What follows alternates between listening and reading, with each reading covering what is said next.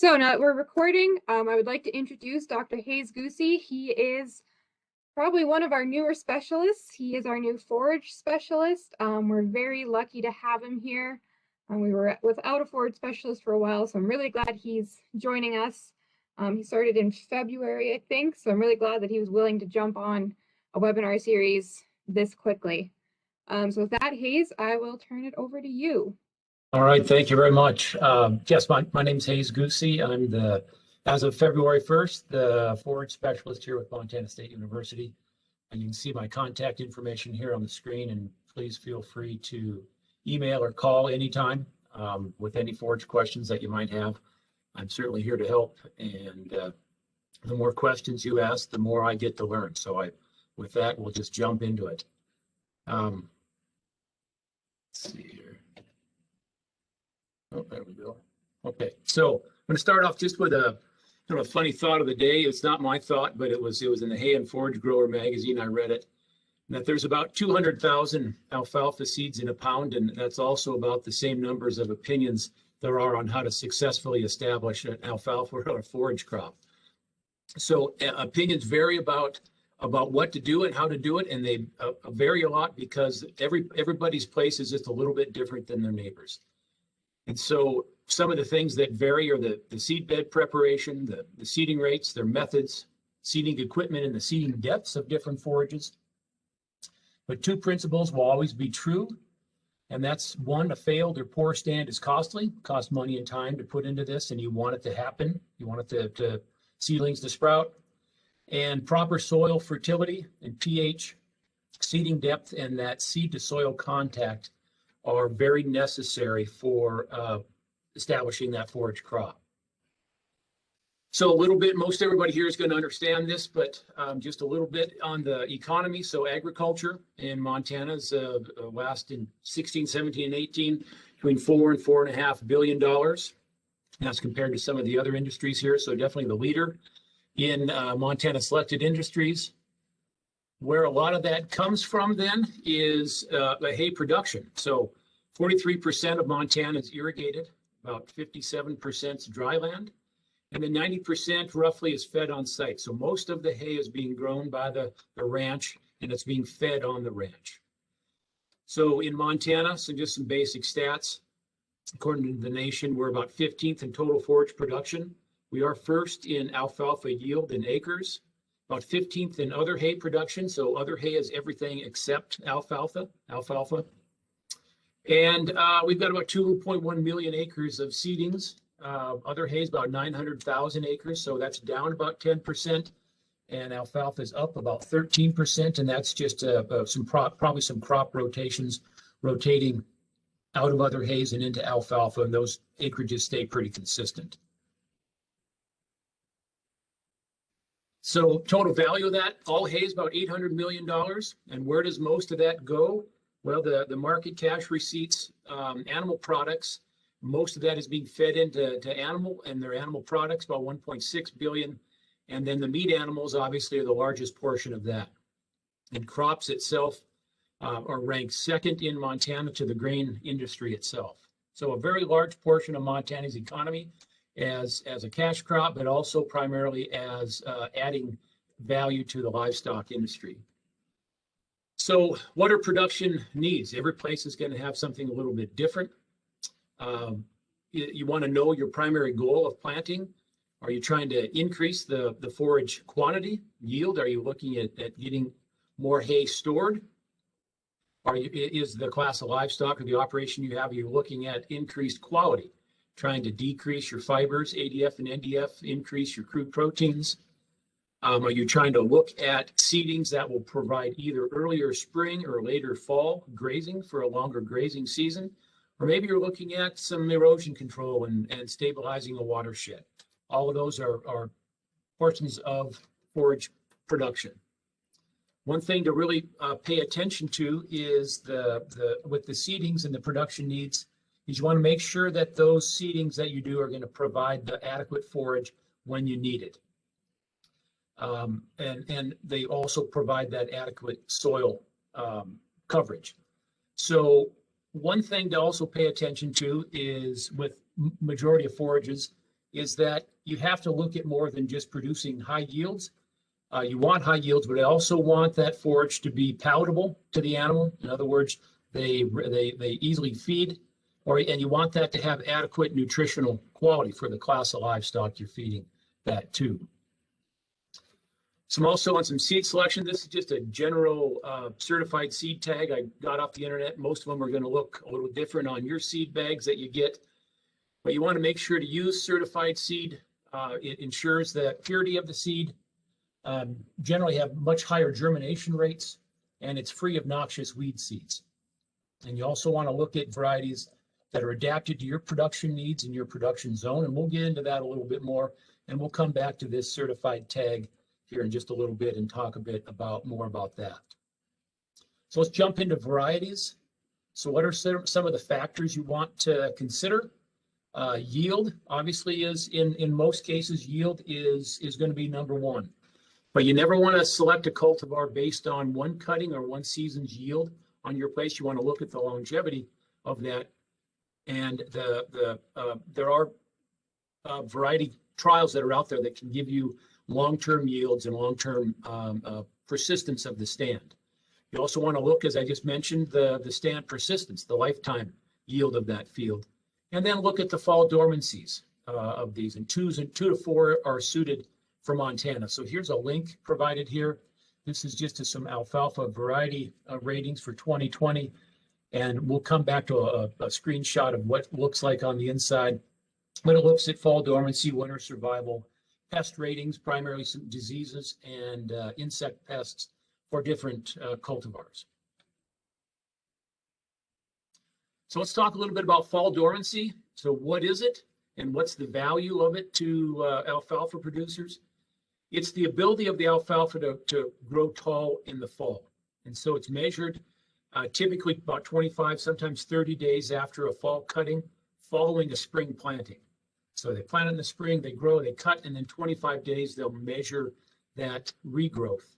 And the taller the alfalfa grows in the fall, the less dormant it is.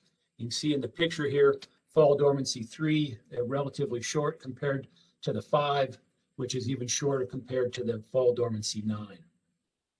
Dormancies range from 1 to 11, with 1 being the most dormant and 11 being the least dormant. Here's a little more information on the at the bottom of the screen, a link that one can click on, or at least copy and take a look at some little more information about that.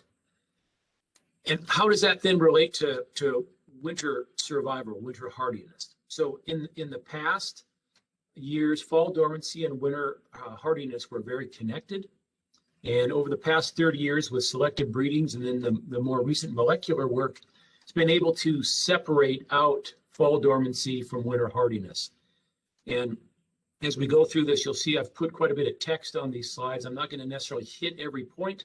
I'll talk about as many as I can, but I also want for people to be able to come back and look at this, and it can be a presentation that stands on its own, rather than if I just put up general bullet points that reminded me of what to say, but didn't really mean much of anything else to the viewer. So there's a lot of text, which hopefully you'll be able to come back and take a look at. So let's look at fall dormancy, as I said, 2 to 4. So take a look at the chart on the right.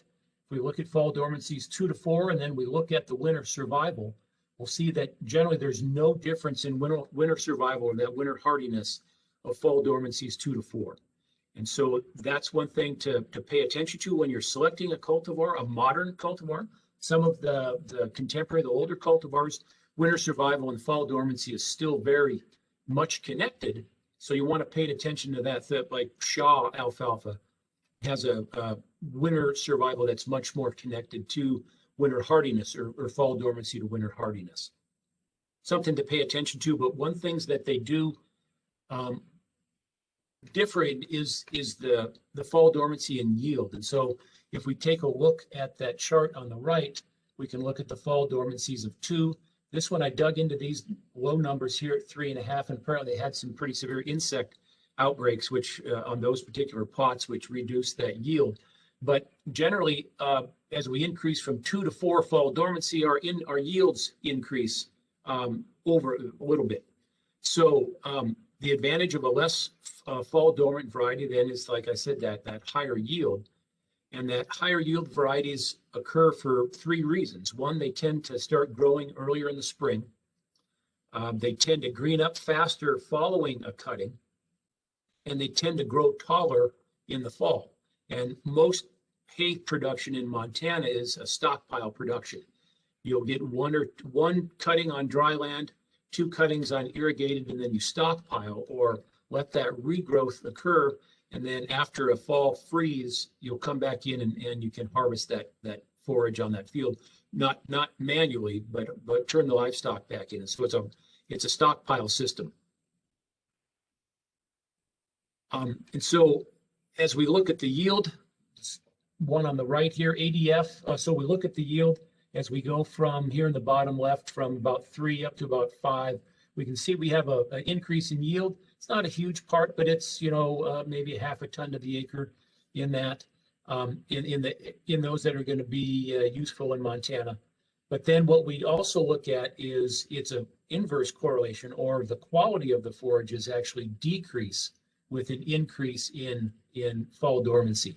So ADF, which is generally correlated with digestibility, that decreases. NDF, so our quality is decreasing. Here's our ADF on this, and so it's going, a lower ADF is desirable. A higher ADF at the bottom there, 30%, is less desirable. And NDF then, which is also an indicator of intake, increases as well. So intake actually decreases, and crude protein then decreases with these less dormant varieties. So there are trade-offs with these in the ranges of 2 to 4 in Montana. There's not a huge difference, but it's something to pay attention to.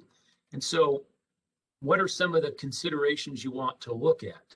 So disadvantages of a fast regrowth or a higher fall dormancy rating is that late spring frosts can kill that top regrowth, and then those plants have to start over.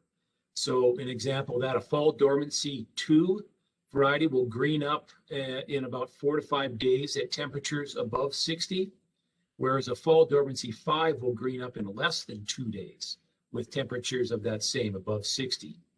And that greening up spends those stored carbohydrates and can affect those subsequent yields. Faster green ups can be beneficial if it's in the right environment, but it can only be if that, on a second cutting, it's only really beneficial if you can get that hay cured and baled off that field in about a 3 to 4 day period, and that a lot of times doesn't happen in Montana. So jumping up to the next fall dormancy may or may not fit in to what your operation is, but it's something to pay attention to when you're choosing a variety. So earlier I had the picture of and the link for the alfalfa variety testing booklet. So when you look inside of that, you open that up. Here's what you'll see on the right of the screen. What you'll see, there's pages and pages of this, and this is just the first part of that. It'll have that fall dormancy on the left. Here we have 2s, and then down here we have a 3. It'll give a variety. Some of these are test varieties that aren't necessarily available for purchase. Some of then we'll have a winter survival here. 1s and 2s. 2 is plenty sufficient. 2.5. Anything below 2.5 to 2 will be plenty sufficient for Montana for winter hardiness. And then it gives different parameters of different types of diseases and some of the insect pests that they're resistant to. And it'll give you different ratings of R is resistant, HR is highly resistant, MR is moderately resistant, and so forth. So some of the other things to consider is with the fall dormancies 3 and 4, compared to a 2, a lot of the older cultivars are a 2. And since that winter hardiness has been separated, a 3 or a 4, you'll get a little more yield that grows back in the fall for that stockpile. And that can just adds a little extra yield to that field for grazing. It can also help insulate the crowns until it's grazed. And it can also act and catch snow and hold snow in those fields. So it can be a little extra benefit to have just a little extra regrowth in those fields in the fall for stockpile grazing. And so it's kind of a general rule with that about a quarter of your overall yield is that stockpile or that grazing, that alfalfa that's available in, say, October or later for grazing. So about 25%. So a good portion of the yield of that field you want to come back to and graze later on. It's not typical. It's not good to try to swath and bale that. October, it's almost impossible and probably is impossible to get forage to dry down sufficiently, alfalfa, to where you could bale it and store it. So it's almost always a stockpile in a livestock grazing situation. So kind of a general rule. Here's a map here on the right that generally gives a general prediction of the fall dormancies. Most of Montana is a 3 and a 4 with the newer contemporary cultivars. And again, if you're going back and looking at some of the older cultivars, you want to stick with the 2s and possibly a 3. But with these more modern day ones, 3s and 4s are more sufficient for Montana. That down in that southwest corner, kind of the banana belt, you could get away straight with the 4s. But expect generally you can, they say you can get the fall dormancy will predict your numbers of harvest +1. And that kind of holds true, but it doesn't when you really are in a limited growing environment like Montana.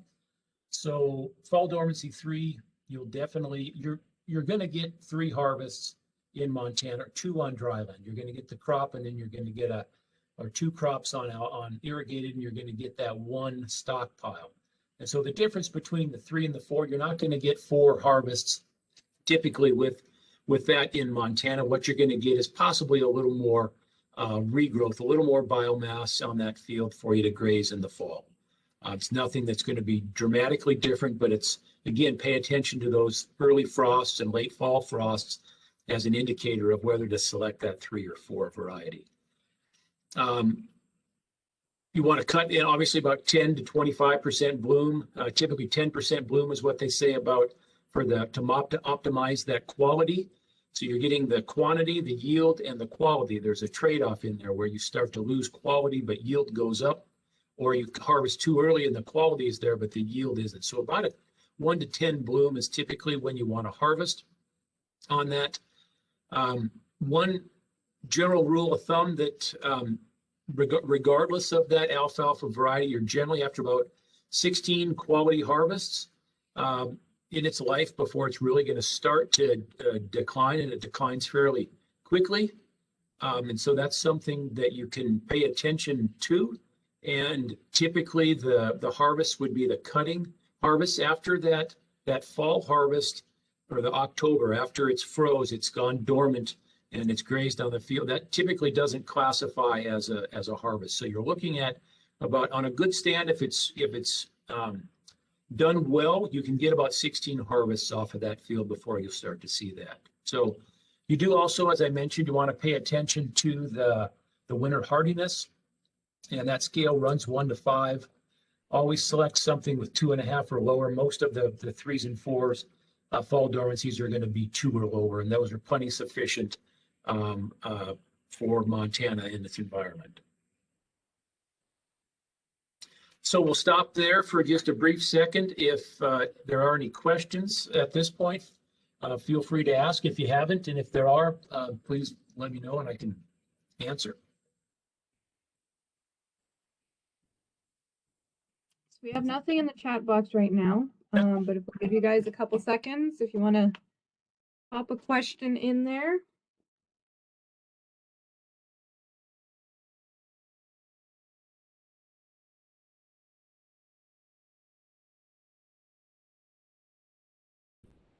Move on here then, give them a little bit. Good.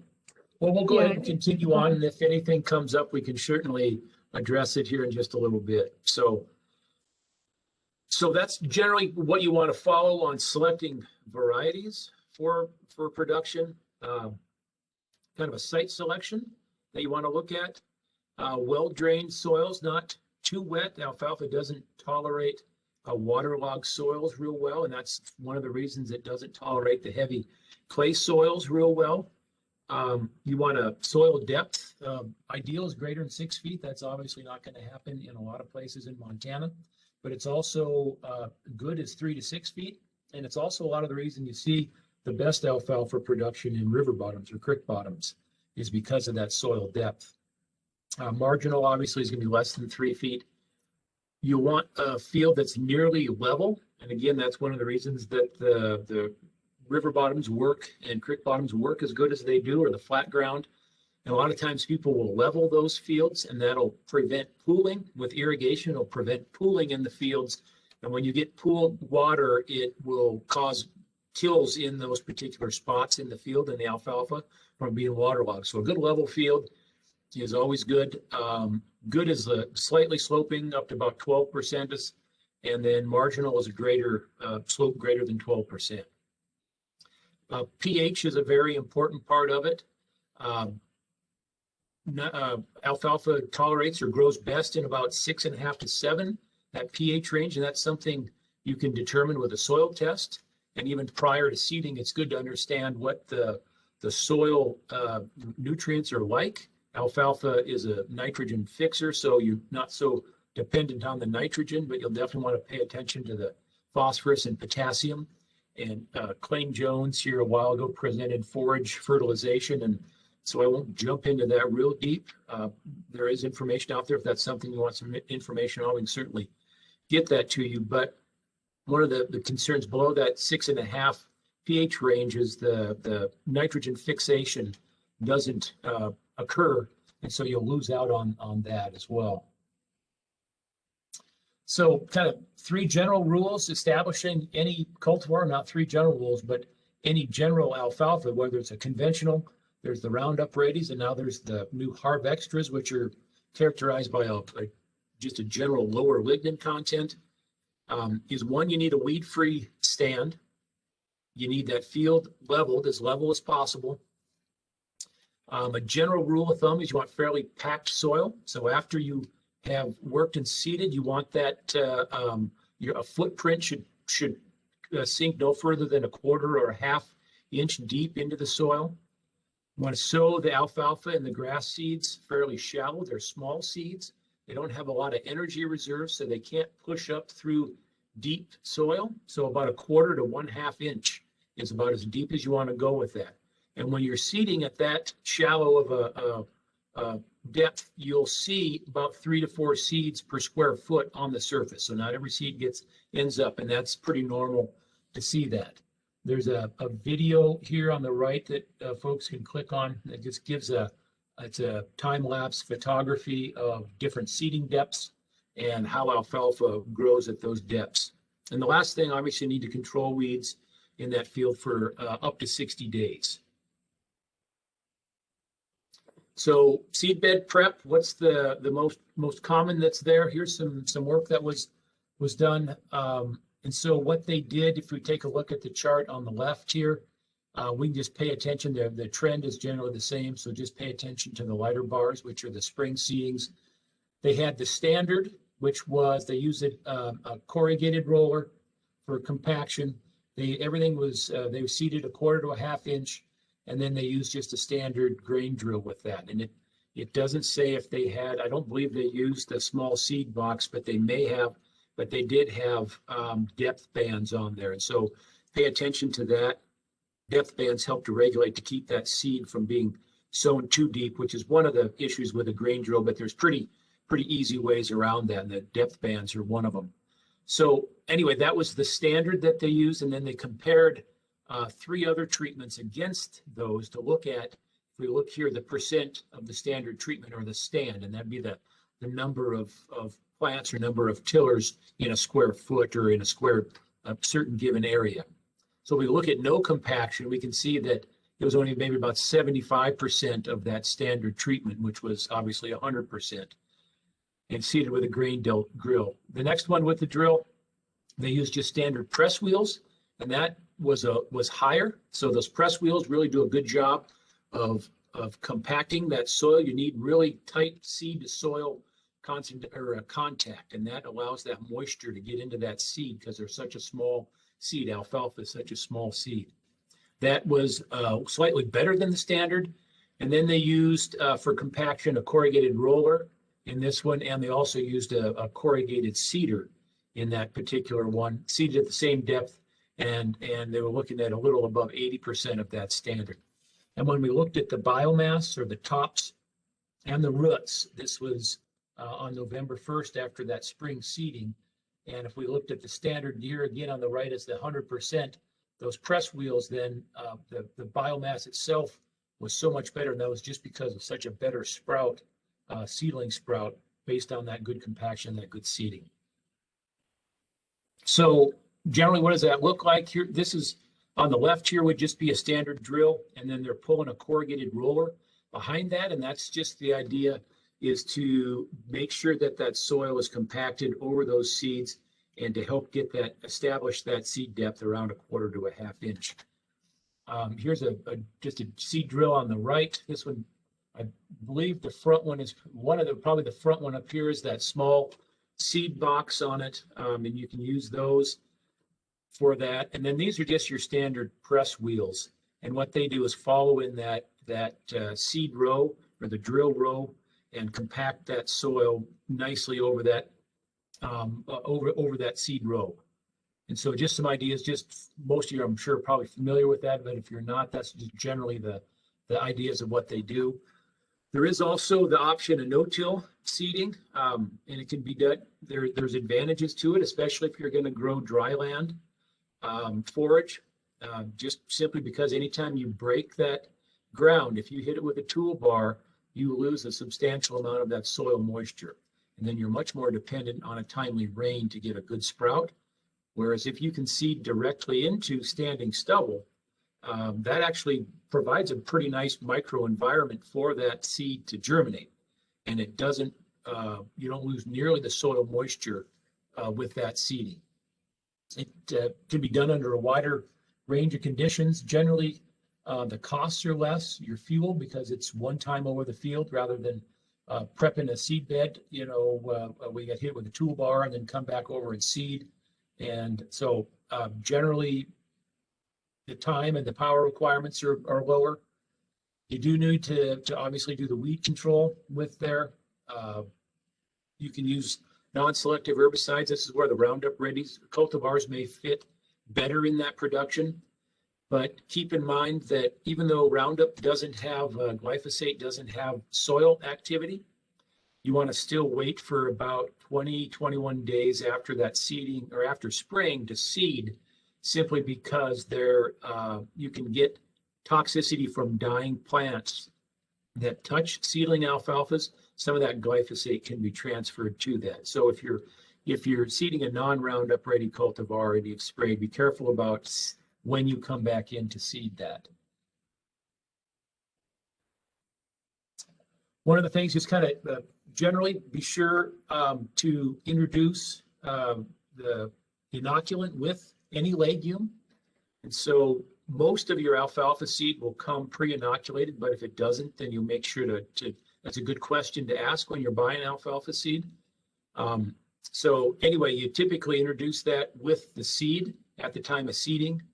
And once those plants germinate, that the nitrogen fixing bacterium pictured here, then they invade those seedling root hairs, and they develop those nodules, which are what is the site of nitrogen fixation.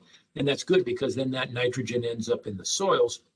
And when we rotate out of alfalfa, we typically want to rotate into an annual grass crop, a barley or a wheat, and we have higher nitrogen, so our fertilizer costs for that nitrogen, because grasses are much more nitrogen dependent than our legumes. So it works good for those rotations.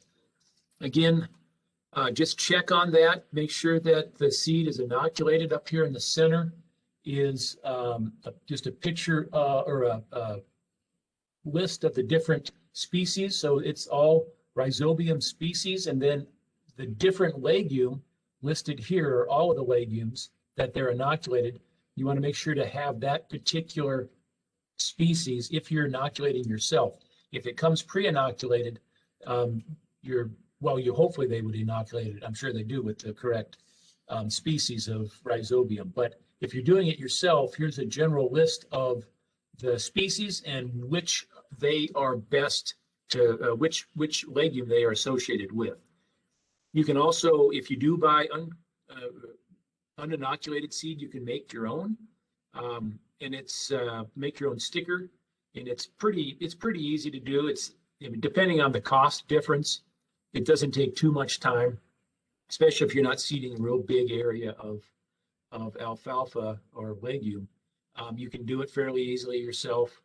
And again, kind of comes down to the cost difference. You can make your own. It's kind of a 1 to 10 sticker solution to water. Typical stickers are things like corn syrup, sugar, powdered milk, and you just slightly dampen that seed. And a cement mixer is a good one, or you can coat it back and forth just by dumping it back and forth between 5-gallon buckets. With larger ones, we've dumped it right into the hopper before, and we've got pretty good results doing that. I think you're better off to get either a pre-inoculated or develop your own sticker, though, just to make sure as much money as you're putting into that, might as well try to get the best bang for your buck with that. So a sticker or a pre-inoculated would be your best choices. When to seed spring is obviously best, just either with or without a companion crop. We'll talk a little bit more about that. Dormant fall seeding can be risky, especially, it's not so risky if you're doing a no-till seeding, because you've got especially if you're seeding into grain stubble, you've got the protection that you need there to protect those. But take a look at the picture up here on the right, if you left that field all winter, that bared field that was worked hard, you're not only going to lose, if the wind comes up, you're not only going to lose probably the alfalfa seed, but you may lose several inches of topsoil too. So generally, if you're going to work the fields fairly black, then you want to do that in the spring and get a crop growing on that as quickly as possible. Pure alfalfa stands, a good stand is about 40 plants per square foot, which is about a plant per every inch of row. And each pound of seed is going to give you about 5 seeds per square foot. So kind of a general rule for irrigated, about 8 pounds of seed per acre is going to give you about that 40 pounds per or 40 plants per square foot. And keep in mind that no matter how much you seed, we always sometimes get in the habit of wanting to seed a little extra. And you can do that depending on certain, we'll talk about pure live seed here in just a bit. But no matter how much you seed in especially irrigated, or even in the first year of the dry land, it's going to die back to about 30 to 35 plants.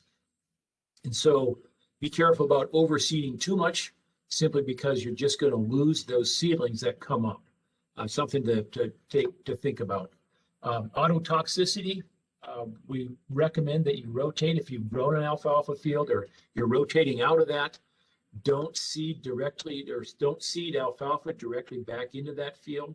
There's an autotoxicity where the adult plants emit toxins that kill or stunt seedling growth. So you should rotate out for a minimum of 2 years to a grassy crop. We recommend something like a spring barley or a winter wheat. There's forage winter wheats. Ray winter wheat is a very good one for at least 2 years. And one, that decreases the autotoxicity issue. But two, it also, continuous cropping of alfalfa or of any crop, you develop weeds that are associated with those crops and diseases and pest insects. And so by rotating for 2 or 3 years out of alfalfa into an annual forage, you can treat weeds differently. You have a different spectrum of herbicides that you can use, going from a dicot to a monocot. And then there's the diseases associated with grasses are different. So it helps break a lot of these cycles. You can, alfalfa stands that are less than a year old can be improved by interseeding.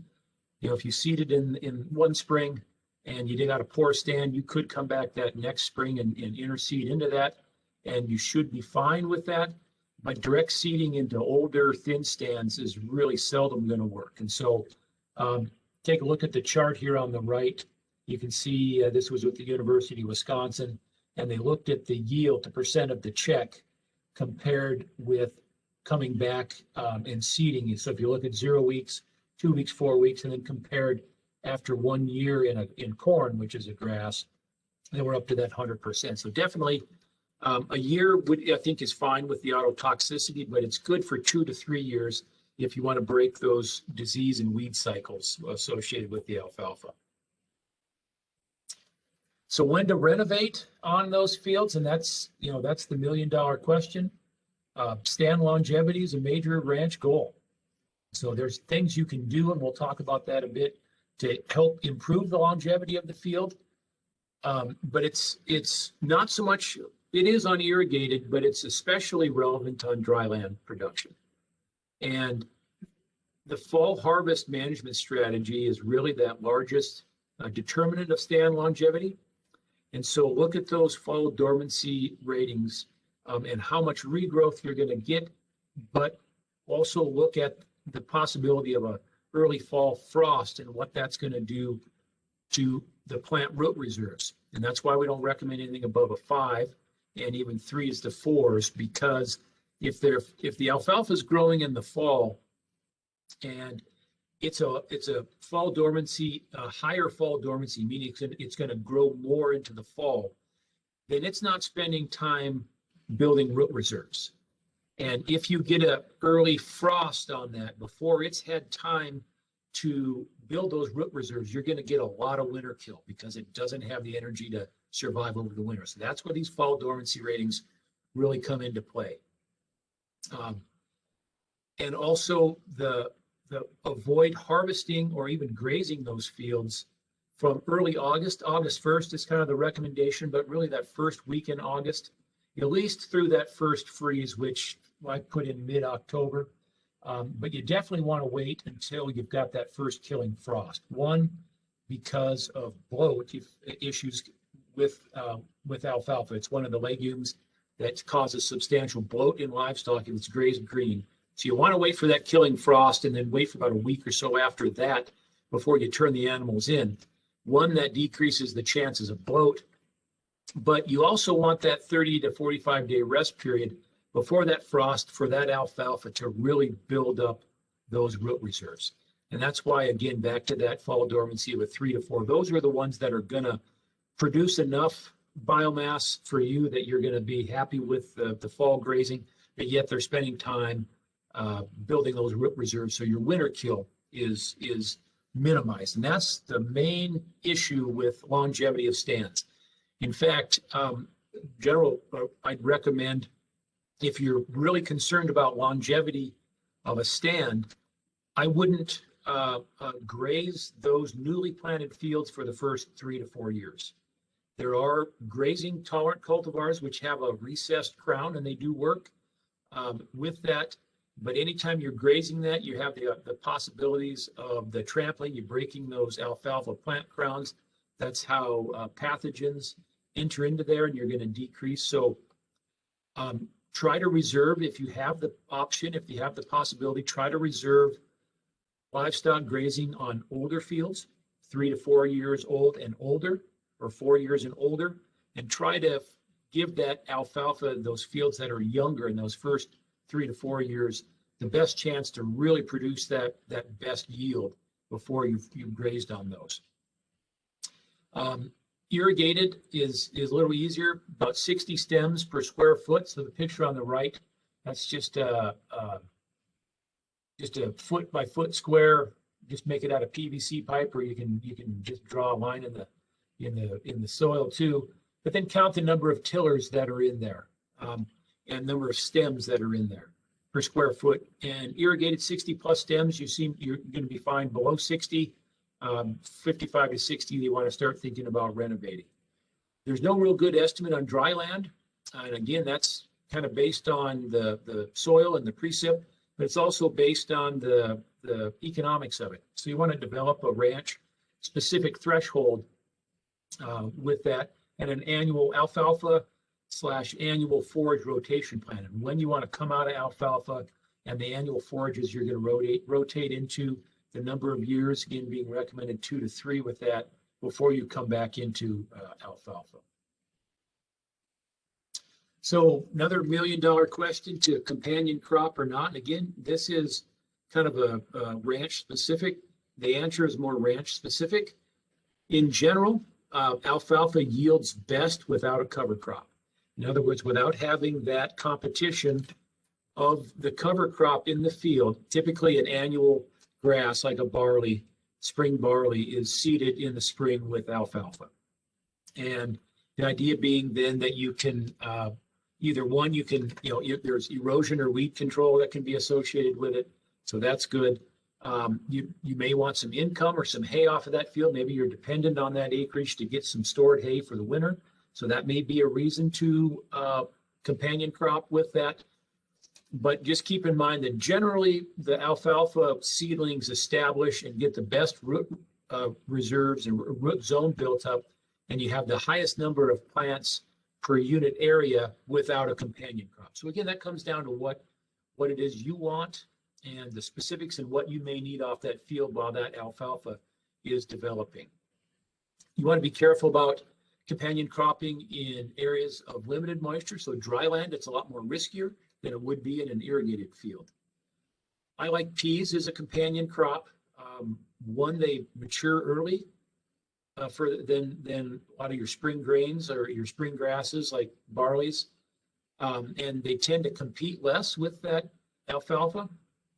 So you can just use a normal seeding rates, but they also, one of the good things about early maturing is you get that crop off that field, and still that alfalfa has plenty of time to develop and build a root zone. So even if you're growing a spring barley with that, harvesting that earlier than you normally would. So normally you'd harvest that maybe around in the seed heads, maybe around the water to milk stage. Early milk stage would be a good time, a normal time you would harvest spring barley.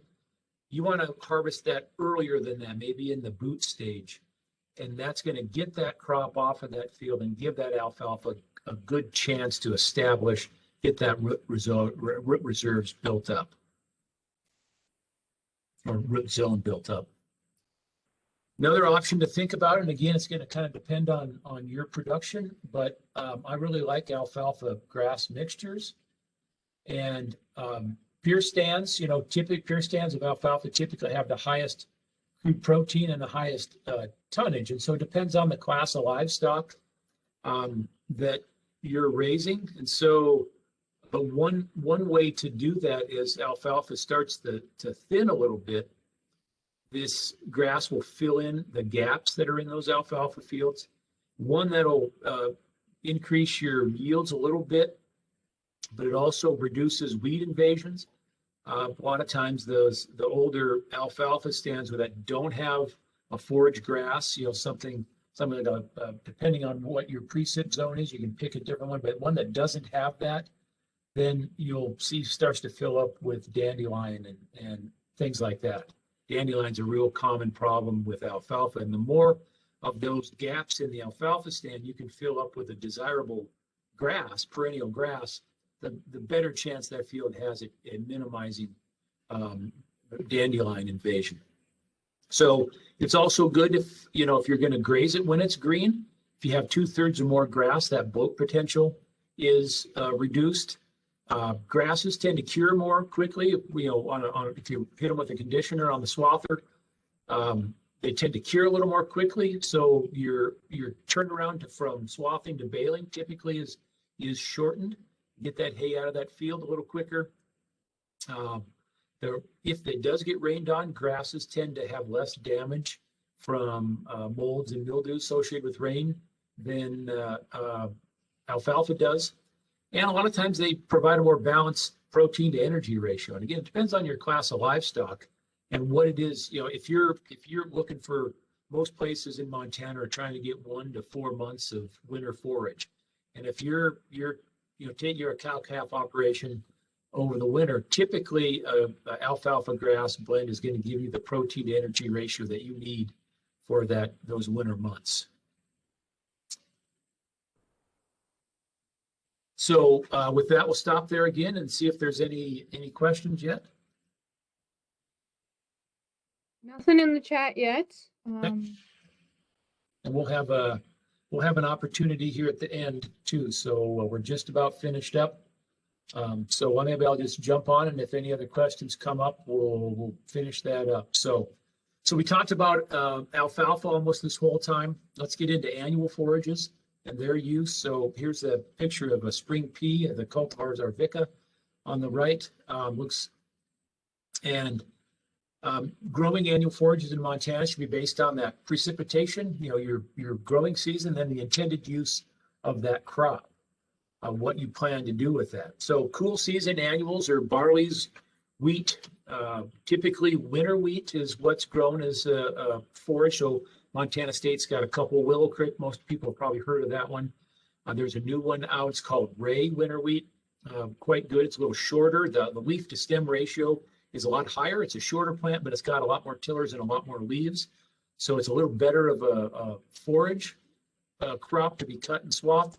But if you did want to grow it for seed, it actually it grows a lot better seed than Willow Creek did, and it performs well at the elevator. So, but also triticale and then rye are your typical cool season annuals that are seeded. Cool season legumes are peas and turnips, or brassica species, and then warm season annuals, things like corn, sorghum, Sudan grass, sorghum, Sudan hybrids, and millets.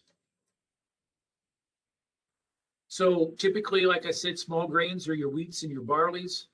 They've got much higher seeding rates than perennial forages, and you should seed those even about 25 to 50%, depending on if you're dryland or irrigated, and your soil moistures should seed those about 25 to 50% higher than the grain seeding rates.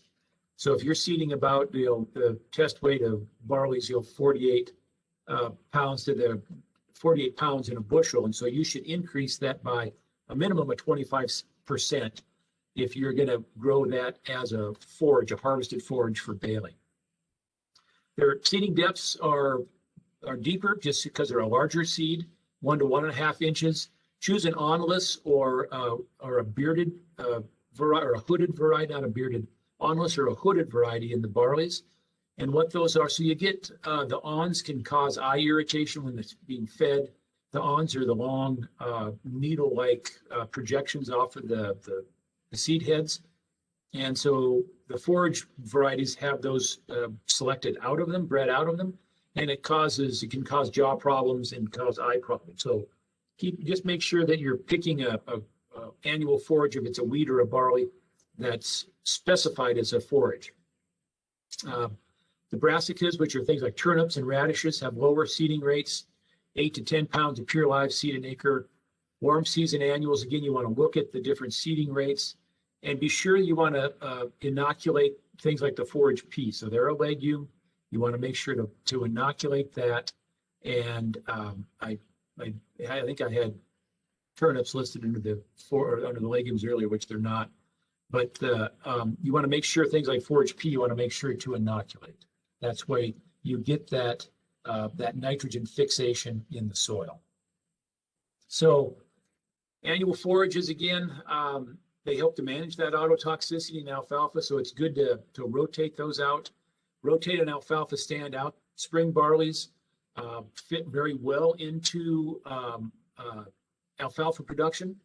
So in northern areas, high elevations, they fit well into that, and the annuals are kind of limited.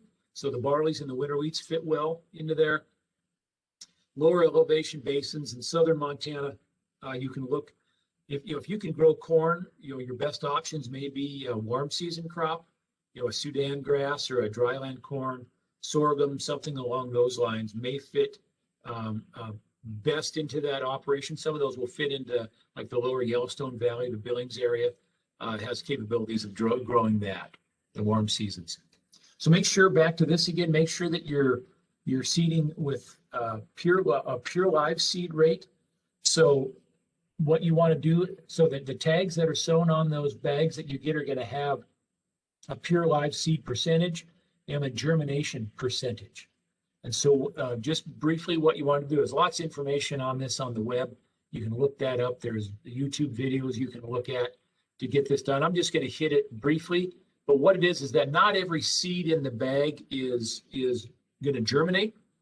So the closer the germination hits to 90% or to 100%, and the pure live seed gets closer to 100%, the better off you are, but you don't have control over that.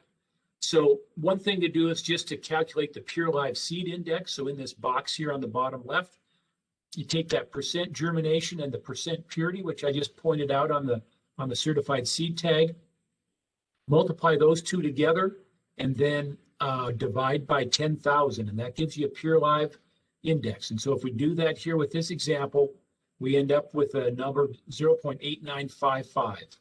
And then if we take that, the pure live seeding rate, so let's say we wanted to seed a crop at 10 pounds to the acre, a higher alfalfa seeding rate, we would divide that by the pure live index of 0.8955, and that would tell us that we would want to seed little over 11 pounds of the bagged seed per acre. And that's just making sure that we're actually getting 10 pounds of live seed that's going to germinate into the ground, so that we're actually hitting our target seed rate. Another way to, or another thing to do is make sure to calibrate your grain drill, your drills, or whichever drill you've got. Here's a seeding chart that we use. This one's fairly straightforward. Look at your disc opener, so your centers. Most forages you're going to seed 6 inches, sometimes a little wider than that, but the example they use in here is a 7.5-inch centers for seeding. The reason you want to do this is that your drills wear, the tires and the cogs get replaced.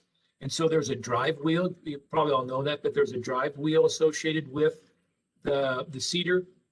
And if you replace that with a little bigger, a little smaller drive wheel, then the seeding adjustment inside the hopper of your drill isn't going to be as accurate as it could be. So what you want to do is, general steps are just make sure the seed tubes are clear, measure the diameter. So jack get a little hydraulic jack and lift that drive wheel up off the ground, and then measure the the circumference, the distance around the tire, the outside of the tire, and get that so you can figure out how many times that wheel is going to turn in 150 feet. Then you disconnect those seed tubes, just put little Ziploc bags with some rubber bands over them, and then you can turn that drive wheel to collect the seeds. So here on step 5, the easiest thing to do is get a marker, or just put a piece of duct tape on the top here, and then let's say it was 10 feet, the circumference around that tire was 10 feet. You would need to turn that 15 times to get 150, a simulated 150 travel distance with the drill. So you would turn that 15 times, and then you weigh the seeds off of those, and you come to this chart, and it would give you the seeding rate. So if you're looking at alfalfa on 6-inch centers, you would weigh all of those bags and average them out. And then you would want to get about an average, about 6.3 grams of seed would give you about an 8-pound seed rate. So that's an easy way to do that. There's other ways to go about doing it. That's the way I like to do it. But if you have a preferred method and you do that, then by all means go with that. So here's just a little bit more information on calibration, things to look forward to. It's got that chart down at the bottom again. And with that, we'll bring things to a conclusion. So appreciate everybody tuning in today. Here's the link to the Extension Forages webpage. We're in the process. I'm new here, so it was an existing page, and maybe you know where it is. But we're in the process of updating some things. But there's a lot of really great information located on this page. Click on it, and then you'll see off to the right different subtitles you could click on, whether it would be dealing with nitrates or any of those issues. And then there's lots of good information, articles and mock guides, et cetera, in there to read. So with that, I'll conclude for the evening. And thanks again to everybody. And we'll open it up to any questions if there are any. So if you would like to unmute yourself to ask questions, you sure can, or you can drop one in the chat. We have a comment from Carol. Great presentation and very informative. Thank you. For the comment, appreciate it.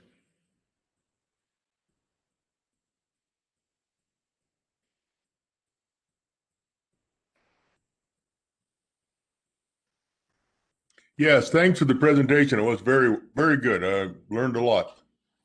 Great. Thank you very much for joining in.